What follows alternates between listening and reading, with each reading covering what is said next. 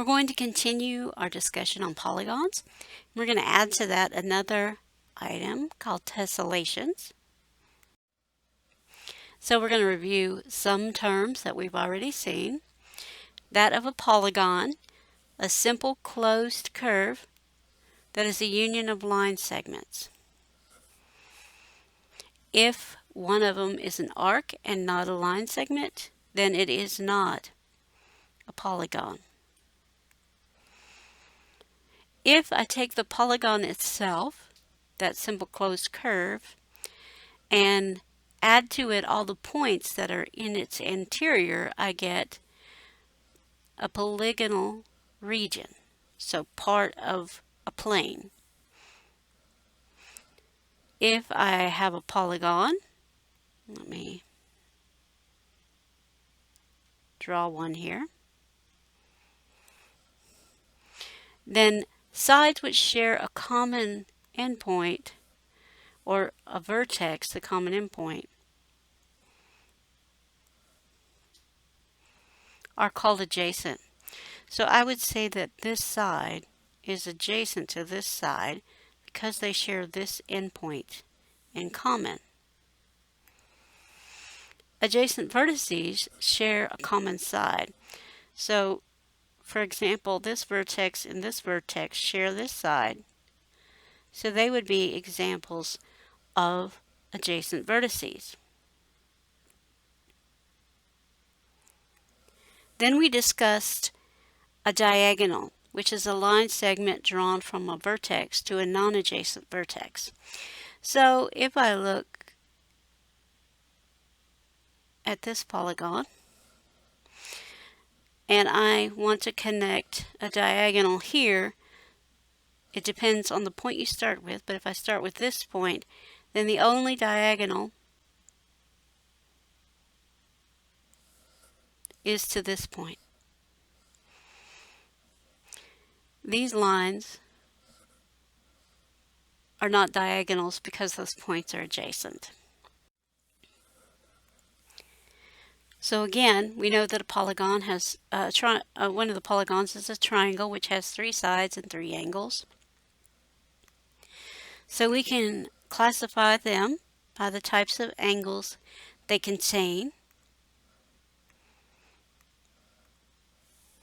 So we looked at acute triangles, contains all acute angles, a right triangle which contains a 90-degree angle, and an obtuse triangle which contains one angle that's greater than 90 degrees, less than 180. Then we can also classify them by the relationship between the angles and the side lengths of the triangles. So scalene, no angles or no sides are congruent. Isosceles has at least 2 angles, which implies 2 sides that are congruent. And equilateral has 3 angles, or we could say 3 sides congruent. So we could say equilateral is the same thing as equiangular. We just don't use that very much, probably because it's harder to say. So when we go to classify other polygons, we use 3 different things. We can classify them as concave or convex.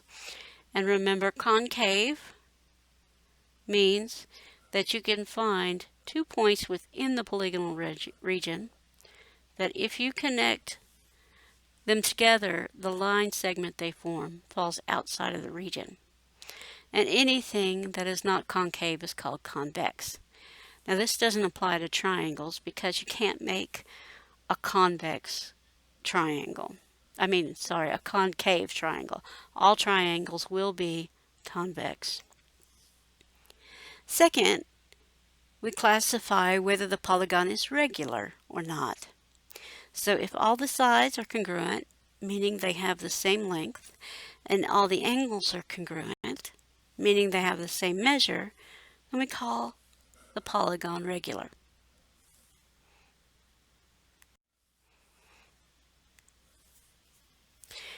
Thirdly, we classify the polygon by the number of sides.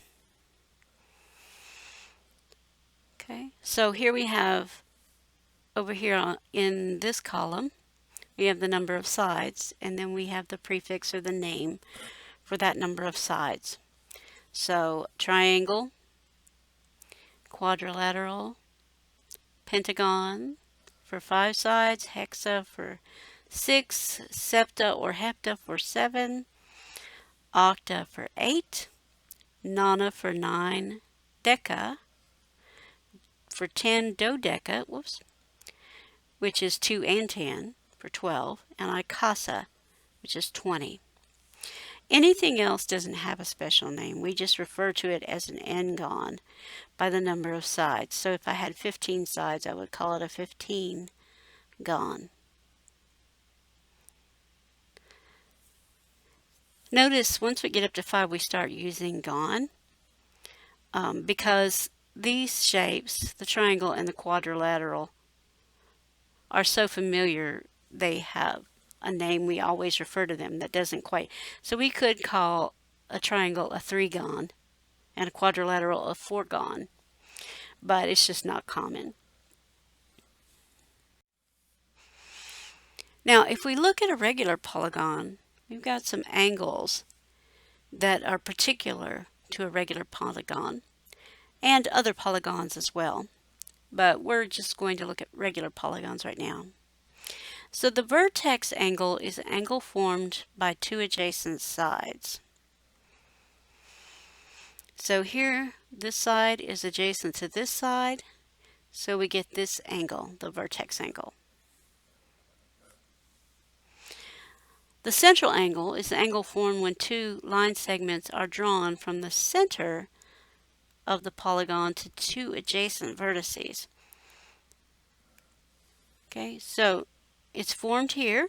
So I have 2 adjacent vertices in the very center. If I were to inscribe this in a circle, okay, put a circle around it, then this would be the center, and this angle would be one of the central angles. And then we have the exterior angles.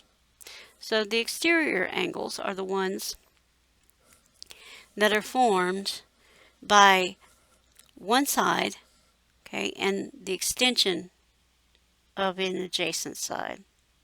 So it's this angle here.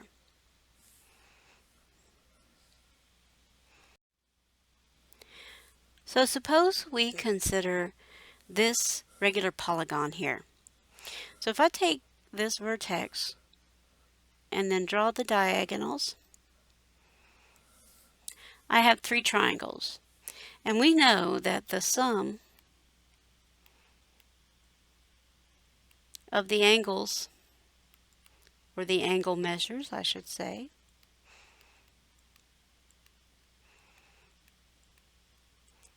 of a triangle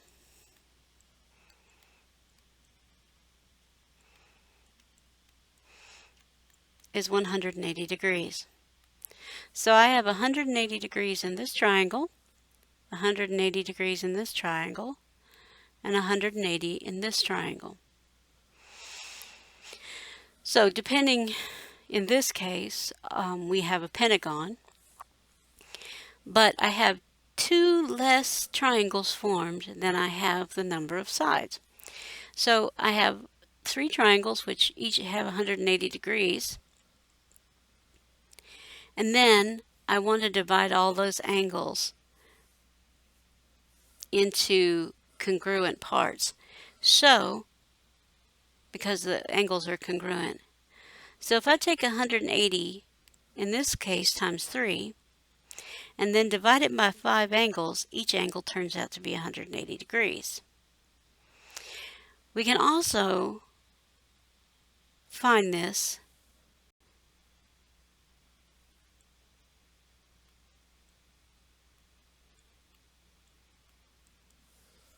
by looking at the central angle here.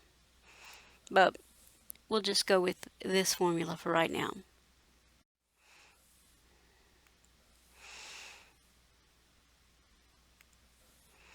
Now, a tessellation is an arrangement of non-overlapping polygons, so they can't overlap.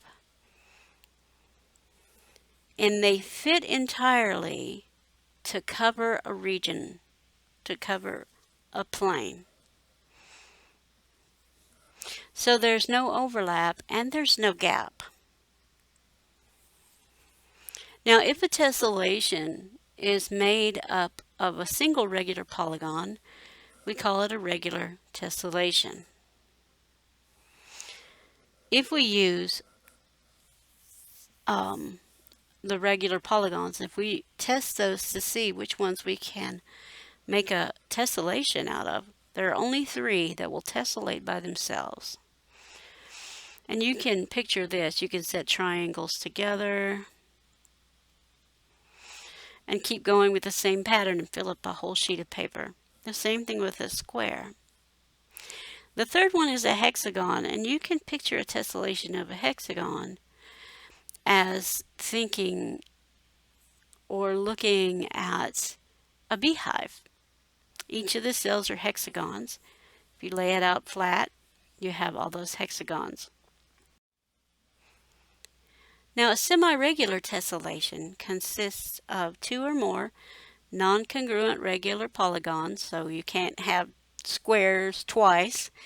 You can have them twice in the shape, but you can't use only squares. And then each vertex is surrounded by the same arrangement of polygons. So if I look here at this vertex, at this tessellation, okay, and I'm using more than 2 regular polygons, and then it has the same arrangement at each vertex. And I could say that by making a code for a vertex, by listing clockwise the number of sides that meet at that vertex. So I have a square, a triangle, square, triangle, square, and then a hexagon. If I go to here, square, triangle, square, hexagon, same arrangement. And it's that way throughout the whole figure. This one you might think is semi-regular at first, but it's not. It does contain 2 or more regular polygons, but it doesn't have the same arrangement at each vertex. So these are made up of dodecagons, regular triangles, and squares. And at A, the arrangement is 12, 12, 3.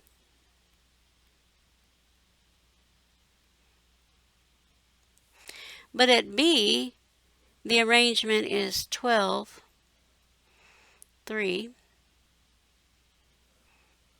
Let me rewrite this down here. 12, 3, 12, 3, 4, 3. So they do not have the same arrangement at each vertex. So I might ask the question, how do I know if a set of polygons form a semi-regular tessellation?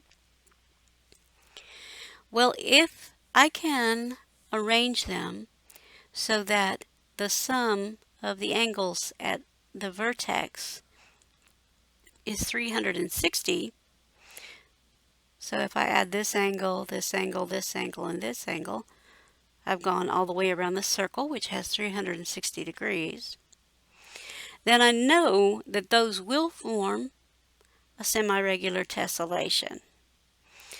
Now, the tessellation may not be semi-regular if I can't get the same arrangement at each vertex.